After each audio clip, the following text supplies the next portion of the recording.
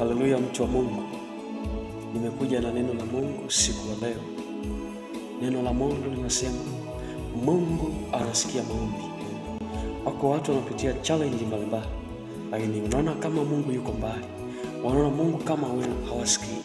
Wanaona kama Mungu hawasikii. Lakini Mungu amegusa nikuletea ujumbe huu. Kwa Mungu anasikia maombi. Mungu anasikia maombi ya kinywa chako yatokayo moyoni mwako. Nafsi iliyo hai mbele za Mungu ni nafsi inayozungumza na Mungu, ni nafsi inayoamini kuwa Mungu ni Roho. Hivyo nafsi hiyo huzungumza na Mungu. Nafsi bila maombi, mtu bila maombi, ingawa uko hai, umekufa mbele za Mungu. Kuishi, kutembea, kula na kunywa na kufanya mambo mengine, kama huna maombi mbele za Mungu umekufa, ingawa uko hai. Lakini Mungu amegusa nikwambie kuwa Mungu anasikia maombi. Chochote kile ambacho unazungumza mbele za Mungu, Mungu anasikia. Haijalishi upo katika hali gani, lakini Jehova anasikia maombi yako. Wako watu waliugua, wako watu walipitia challenge mbalimbali, wako watu walipitia mambo magumu, lakini walipojinyenyekeza mbele za Mungu, Mungu aliwatokea akawaambia, nimesikia maombi yako, nami nimekuja kwa ajili ya maneno yako. Wewe unatamka nini? Wewe unazungumza nini mbele za Mungu wako? Au unajua kuwa Mungu hasikii maombi yako, lakini Mungu anasikia maombi yako? Wako watu wakamlilia Bwana, wako watu wakatupwa katika tanuru la moto, wako watu wakateswa katika nchi ya utumwa, lakini Mungu akasema, nimesikia kilio chao, nami nimeshuka ili niokoe. Nenda ukawatoe watu wangu. Mungu anasikia maombi ya watakatifu. Mungu anasikia maombi yako. Haijalishi unapitia nini, haijalishi una challenge gani, popote ulipo, sehemu yoyote, unayo haki mbele za Mungu kuzungumza na Mungu wako. Ndio maana nimesema nafsi iliyo hai mbele za Mungu ni nafsi ambayo inaamini kuwa Mungu ni Roho, na nafsi hiyo huzungumza na Mungu, kwa kuwa wote wanaoongozwa na Roho wa Mungu, hao ndio wana wa Mungu. Kwa lazima uwe mtu wa kuzungumza na Mungu katika Roho wakati wowote, popote ulipo. Amini Mungu anasikia kile ambacho unamwambia. Sasa tutaangalia watu ambao katika Biblia Mungu aliwasikia walipokuwa katika hatari ya kufa. Biblia takatifu inasomeka katika Ufalme wa Pili sura ya 20 mstari wa 1 hadi wa 6. Neno la Mungu linasema, siku hizo Hezekia akaugua, akawa katika hatari ya kufa. Isaya nabii mwana wa Amozi akamjia akamwambia, Bwana asema hivi, tengeneza mambo ya nyumba yako, maana utakufa wala utapona. Hezekia, mfalme Hezekia aliugua, akawa katika hatari ya kufa, lakini nabii Isaya akaenda kwa Hezekia akamwambia, Bwana asema hivi, tengeneza mambo ya nyumba yako, maana utakufa, hakika hautapona. Alikuwa katika hatari ya kufa. Sasa Hezekia alifanya nini baada ya kusikiza message? Akiwa amelala, akiwa hawezi. Na wewe uko wapi wakati huo? Unasikiliza kutoka wapi? Uko katika hali gani? Sasa sikiliza Hezekia alichofanya baada ya kuambiwa hayo. Biblia takatifu hii hapa, neno la Mungu hili hapa. Ona Hezekia hatua aliyochukua. Twende tusome mstari unaofuata. Baada ya Hezekia kuambiwa hayo, basi Hezekia akajigeuza, akaelekeza uso wake ukutani, akamwomba Bwana akasema, nakusihi Bwana, ukumbuke jinsi nilivyokwenda mbele zako katika kweli na moyo wa ukamilifu.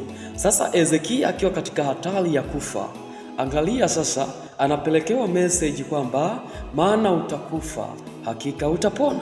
Tengeneza mambo ya nyumba yako. Wewe uko wapi? Haijalishi huko hospitalini, haijalishi madaktari wamesema nini, haijalishi wanadamu wamesema nini kwa ajili yako, lakini neno la Mungu linasema nini juu yako. Neno la Mungu ndilo hili ambalo ukisikia, ambalo linasema Mungu anasikia maombi yako. Sasa uko wapi? Zungumza na Mungu sasa. Haijalishi umelala, haijalishi umeshindwa, jigeuze mahali ulipo, zungumza na Mungu. Mungu anakusikia. Akajigeuza, akaelekeza uso wake ukutani. Elekeza uso wako popote, zungumza na Mungu. Mungu anasikia maombi yako. Hautakufa, nasema katika jina la Yesu, kwa maana Mungu anakupenda. Mstari unaoendelea, Hezekia akalia sana. Ikawa kabla Isaya hajatoka katika mji, wakati neno la Bwana likamjia kusema, rudi ukamwambie mkuu wa watu wangu, Bwana Mungu wa Daudi baba yako asema hivi, nimeyasikia maombi yako na kuyaona machozi yako. Tazama nitakuponya. Haleluya, mtu wa Mungu. Haleluya, mwana wa Mungu. Mungu anakupenda. Ndio maana alikubali kumtoa mwanae Yesu Kristo akasulubiwa kwa ajili yako. Hawezi akakuacha katika hali yoyote. Haijalishi umemtenda dhambi, haijalishi umemtenda dhambi. Mungu ni wa neema na rehema, bado anakuwazia yaliyo mema. Lakini geuka, tubu mbele za Mungu. Mwambie Mungu, unazijua njia zangu, unayajua mawazo yangu. Baba, ni rehemu, tengeneza na Bwana. Mungu hata kuacha ukafa wewe. Mungu hata kuacha ukafa. Mungu hawezi akaiacha familia yako ikapotea. Mungu hawezi akaacha ndoa yako ikapotea. Usiku huu neno la Mungu limekujia juu yako kuwa Mungu anasikia maombi. Haleluya. Hezekia, mkuu wa watu wangu, Bwana Mungu wa Daudi, Bwana Mungu wa baba yako asema hivi, nimeyasikia maombi yako na kuyaona machozi yako. Tazama nitakuponya. Wewe unaliaga wapi? Kuna wengine wanatoaga machozi kwa waganga, wanaamini kuwa waganga ndio watasaidia. Lakini nataka nikwambie, yuko Mungu aliyekuumba, yuko Mungu aliyekuruhusu uishi duniani, anakusudi na wewe.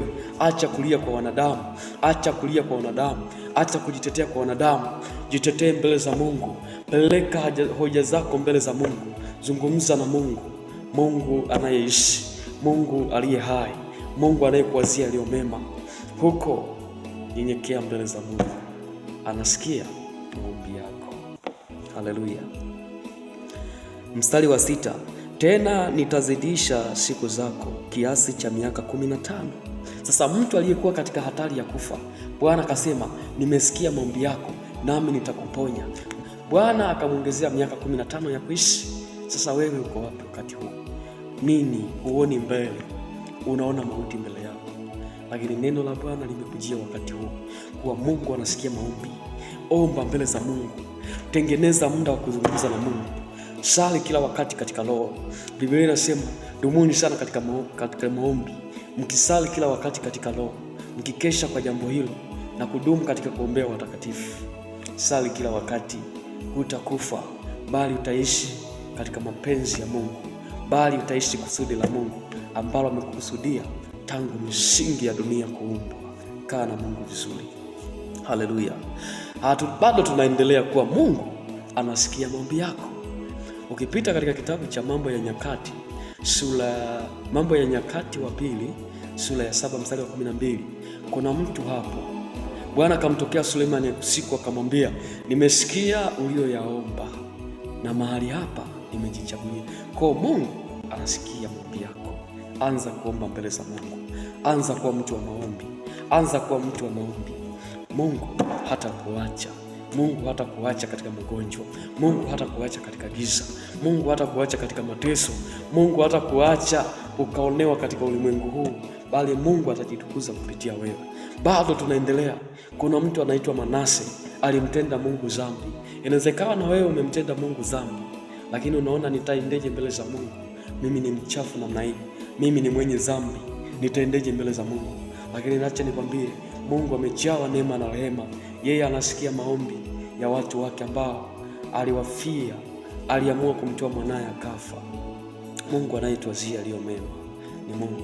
Kwa Manase alimtenda Mungu dhambi, lakini Mungu akatoa majeshi, akakamatwa Manase akatandikwa.